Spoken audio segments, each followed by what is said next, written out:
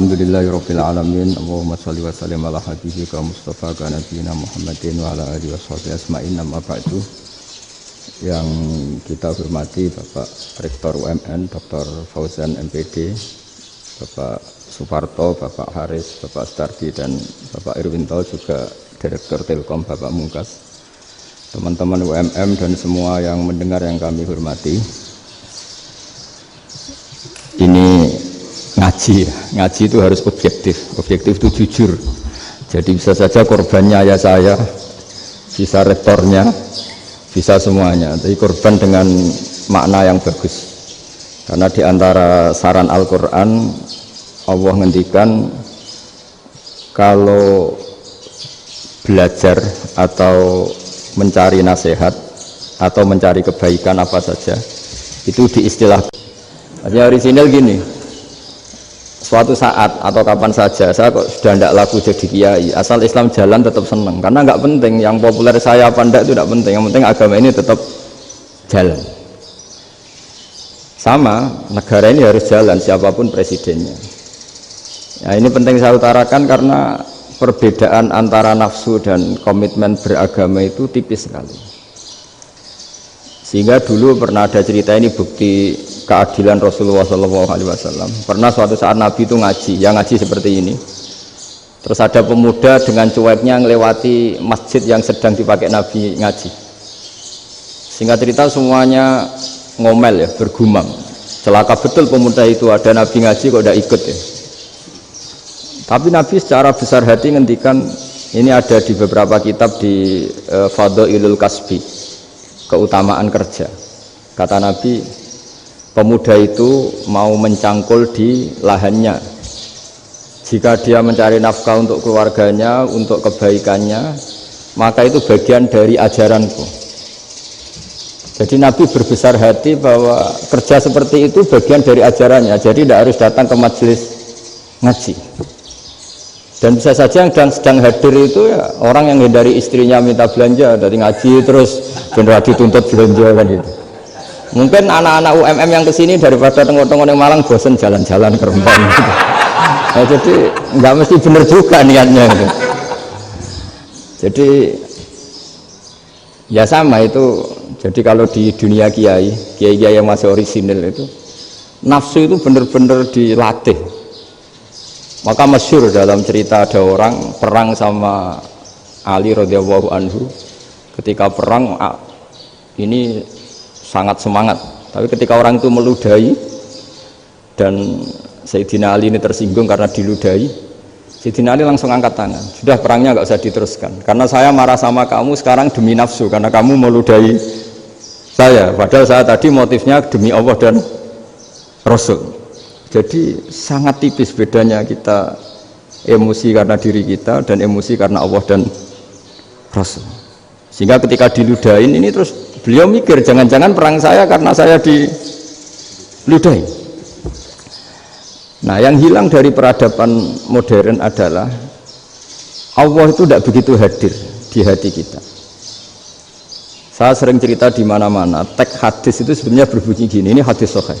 Mangka na yu'minu billahi wal yaumil akhir fal yukrim jarohu. Ada yang fal yukrim jarohu dhaifahu, ada yang fal yakul khairan aw yasmut. Siapa yang iman dengan Allah dan Rasul maka harus memuliakan tetangganya, memuliakan tamunya.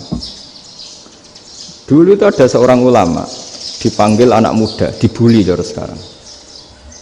Wahai kiai, datang ke rumah saya. Datang kiai itu.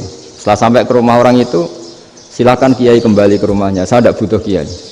Kiai itu dengan riang kembali. Setelah di rumah dipanggil lagi, Pak Yai silakan datang ke rumah saya. Datang lagi, ya senyum-senyum kiainya santai. Wah nggak jadi butuh Pak Yai, silahkan kembali lagi. Sampai 3 kali. Oh itu kalau rektor digitukan marah itu, dosen marah. Kiainya santai, santai senyum-senyum rileks. Ketika ditanya kenapa Pak Yai tidak tersinggung, jawabannya unik. Anak muda, saya ini senang sekali nuruti perintah Allah, disuruh menghormati tetangga, sehingga ketika Anda manggil ya saya datang, ketika Anda nyuruh pulang ya saya pulang, saya senang sekali nyenangkan tonggo, dan itu perintah Allah, jadi tidak ada hubungannya dengan kamu. Wah, pemudanya nangis minta dimaafin. Kalau kita kan enggak, kita ini dosen, kiai, mungkin kita doktor, mungkin kita profesor. Tapi kita ini sering didikte oleh orang bodoh. Kalau orang bodoh itu jengkel, lo kita ya jengkel. Lo kamu jengkel, dijengkelkan orang bodoh itu namanya terdikte. Itu bodoh apa pinter? Wah, itu tidak pinter sama sekali. Kalau betul-betul kamu pinter, hanya bisa didikte oleh Allah Subhanahu wa Ta'ala. Jadi antara hukum Allah apa? Wa ahsin man asa'a ilaika, berbuatlah baik sama orang yang berbuat buruk sama Anda. Itu dikteannya Allah. Kalau dikteannya orang-orang bodoh, kayak dimangkel ben mangkel, terus kamu mangkel, itu bodoh apa pinter? Nah, problem kita kekinian adalah wong pinter, wong bodoh, itu podo-podo bisa didikte oleh sekelilingnya. Terus karuan wataknya perempuan seperti itu, wataknya anak-anak seperti itu, kita didikte. Anak-anak jengkelin kita mangkel, berarti kita didikte oleh orang bodoh. Makanya agama itu unik, kadang ngendikan wa ahsin man asa'a ilaika, kadang wasil man qata'aka, sambunglah orang yang memutus kamu. Karena dengan demikian kita hanya didikte oleh Allah Subhanahu wa Ta'ala, bukan didikte oleh hukum sosial. Cara Jawane nak ngapiki tangga sing apik akeh tunggale. Berbuat baik sama yang berbuat baik pada kita itu, mbok orang fasik ya seperti itu, maling ya seperti itu, sama. Tapi kalau berbuat baik sama orang yang berbuat jelek sama kamu itu baru luar biasa. Dan memang teksnya hadis wa ahsin man asa'a ilaika, berbuat baiklah sama orang yang berbuat buruk sama kamu. Jadi nggak boleh orang didikte. Makanya ngaji di sini diantaranya saya akan cerita dalam sebuah hadis sahih, dalam hadis hasan yang diriwayatkan Imam Tirmidzi, ada kalimat dari Rasulullah SAW. Dawe Nabi, la takunu imma'atan taquluna in ahsanan nasu ahsanna wa in zalamu zalamna walakin watti'u anfusakum in ahsanan nasu an tuhsinu wa in asa'u alla tazlimu. Kamu jangan jadi orang yang mudah diombang-ambingkan oleh orang sekeliling kamu, yaitu kamu mengatakan jika orang baik ke saya akan baik, jika orang buruk ke saya juga akan membalas buruk. Itu namanya Anda didikte. Tapi berkomitmenlah kamu akan berbuat baik meskipun orang lain berbuat buruk. Nah sekarang logika sosialnya begini, kalau di Indonesia itu ada 1000 kiai, ada 1000 profesor yang ingin membenahi Indonesia, rata-rata orang awam itu semau gue, terus mereka mendikte kita, perilakunya agak simpatik, perilakunya jengkelin, terus 1000 profesor ini ikut jengkel, itu kira-kira jadi solusi apa goblok bareng? Sama 1000 kiai ini ikut jengkel, ini jadi solusi apa goblok bareng? Goblok bareng. Nah problem sekarang kita ini biasa didikte orang bodoh. Nah makanya ciri khas orang muslim itu kata Nabi, mangkana yu'minu billahi wal yaumil akhir, jadi baik tetangga karena perintahnya Allah dan Rasul. Pentingnya apa? Bedanya karena berbuat baik ini perintahnya Allah, mbok tonggo apik lah kita tetap apik karena perintahnya Allah dan Rasul. Begitu juga dengan hubungan dengan istri, dengan anak. Bojomu lagi cerewet lah ya tetap apik. Karena dengan cara itu kita hanya tunduk kepada Allah dan Rasul. Tapi kalau kamu, istri saya kalau baik ya saya baik, kalau enggak ya enggak, berarti Anda didikte oleh perilakunya dia. Itu latihan, ya kalau dalam bahasa pondok latihan jadi wali itu yang paling berat itu. Nabi itu kalau sama orang munafik itu sabarnya Masya Allah, padahal Nabi berso kalau orang itu orang munafik. Karena dengan cara seperti itu, bahwa kebaikan Nabi pada seseorang itu atas perintahnya Allah dan Rasul, bukan atas nama servis. Kalau Nabi hanya baik kepada Abu Bakar, itu mungkin orang bilang, wis adune wong Abu Bakar baik sama Nabi. Tapi kalau Nabi baik sama orang munafik, Abdullah bin Ubay bin Salul, itu kalau nggak perintahnya Allah dan Rasul itu nggak bisa. Nah ini cobalah berlatih seperti itu, sehingga kita tidak mudah didikte. Ya saya ulang lagi, nggak mudah apa? Didikte. Maka di antara kebaikan Allah dan Rasul adalah bahkan orang dolim saja diberi jatah rahmat. Makanya tadi seperti mukadimah yang dibaca Pak Haris tadi, agama ini rahmatan lil alamin. Orang yang dolim saja dapat jatah apa? Rahmat, apalagi yang soleh. Nah kemudian yang perlu dicatat, kenapa kita menjadi enjoy dengan Islam? Islam itu adalah agama yang tidak didikte oleh materi. Jadi kalau Anda ingin makan enak, mungkin kalau pikiran kebanyakan orang, anak-anak muda yang milenial, yang gaul, ingin makan enak ya makan yang disukai. Misalnya sate atau bakso Malang atau apalah. Kalau orang-orang yang jadi wali nggak gitu cara berpikir. Ini yang masih orisinil. Ditanya, ini dunia baru kesulitan makanan, baru resesi. Cara makan enak gimana? Jawabannya lucu. Ya gampang. Idamuhu alju. Idam itu lauk. Kalau kamu ingin makan lauknya paling enak apa? Alju. Kamu harus lapar banget. Sampai kalau puasa itu melihat tempe itu wah luar biasa. Tapi kalau kamu nggak puasa, air putih itu nggak menantang. Tapi kalau puasa, tempe air putih itu menarik dan Anda tetap lahap. Apa? Karena lauk terbaik adalah alju, yaitu lapar. Nah tapi kita ini enggak, kita ini kayak orang bodoh. Kayak orang bodoh tadi, profesornya makan nyaman ya kalau sesuai selera. Nah itu kan sama dengan anak-anak ABG. Anak ABG itu makan lahap ya kalau yang disukai. Lalu bedanya apa ABG sama profesor? Kalau cara berpikir masih sama kan itu. Kiainya juga gitu, kiai makan enak kalau yang disukai, kalau enggak ada. Lu bedanya apa kiai sama orang awam? Orang awam juga gitu, makan lahap ya kalau yang disukai. Nah ternyata perilaku kita ini yang pintar sama yang bodoh sama mas. Kalau kamu ingin berkasta lebih baik, itu cara makan enak itu apa? Idamuhu aljur. Lauk terbaik adalah karena kita sangat lapar. Makanya masyhur dalam cerita-cerita tarikh sirah nabawiyah, Nabi diberi hadiah, beberapa hadiah. Di antaranya ada yang diterima, ada yang enggak. Termasuk yang dikembalikan itu dokter. Ada seorang raja memberi hadiah Nabi dokter Tobit.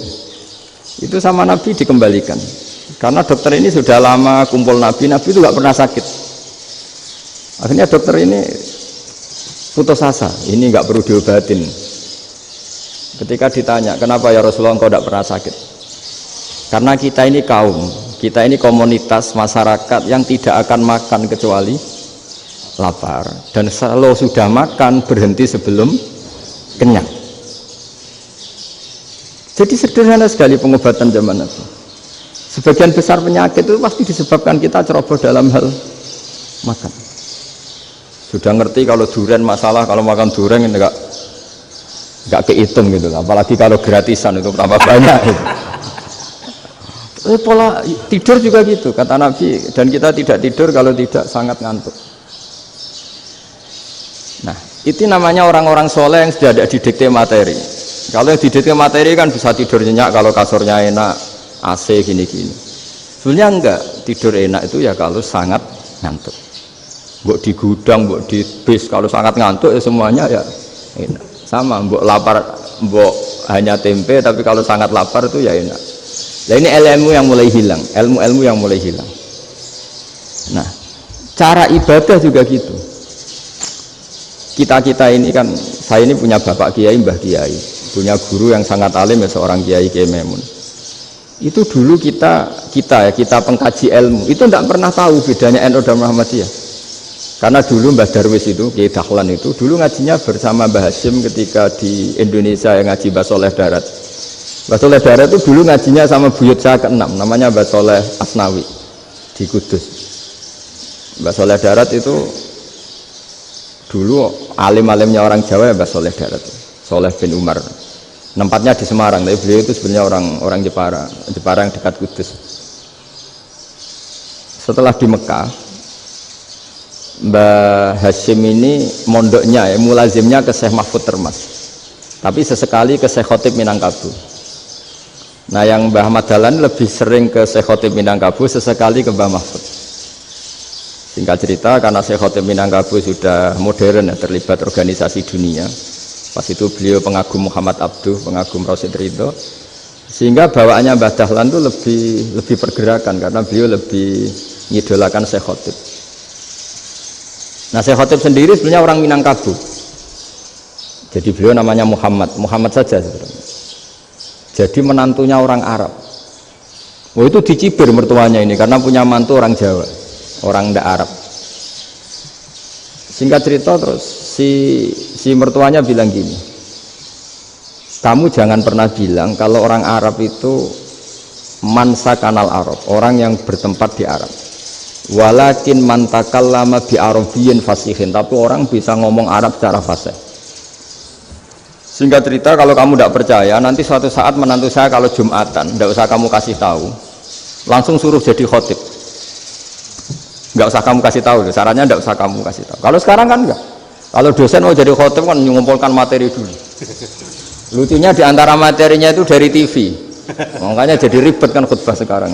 Kalau musim corona ya akan ngomong corona, musim apa yang ngomong apa. Jadi lagi-lagi didikte oleh media. Sebenarnya kalau ngomong kan sesuai kebutuhan umat, ini obatnya apa. Tapi nggak sesuai trending topik, itu kan kayak anak-anak gaul. Ini dokter kok gitu kan aneh. Singkat cerita si khotib ini nggak dikasih tahu, saya Muhammad tadi nggak dikasih tahu, langsung disuruh khutbah. Fatakallama bikalamin fasihin, dia ngomong fasih sekali, bahkan ngalah-ngalahi fasihnya orang Arab asli. Semenjak itu beliau dapat gelar al-khotib, orang yang cakap berpidato berkhutbah. Makanya terus dia khotib al-Minangkabau. Jadi orang Indonesia itu luar biasa. Dulu yang namanya orang Indonesia di Arab Saudi itu dihormati sekali, karena yang kesana itu pasti ulama. Sudah alim di Indonesia kesana, termasuk Mbah Ahmad Dahlan, Mbah Hashim dulu karena sama-sama muridnya Mbah Soleh Dar. Lama-lama yang kesana itu TKI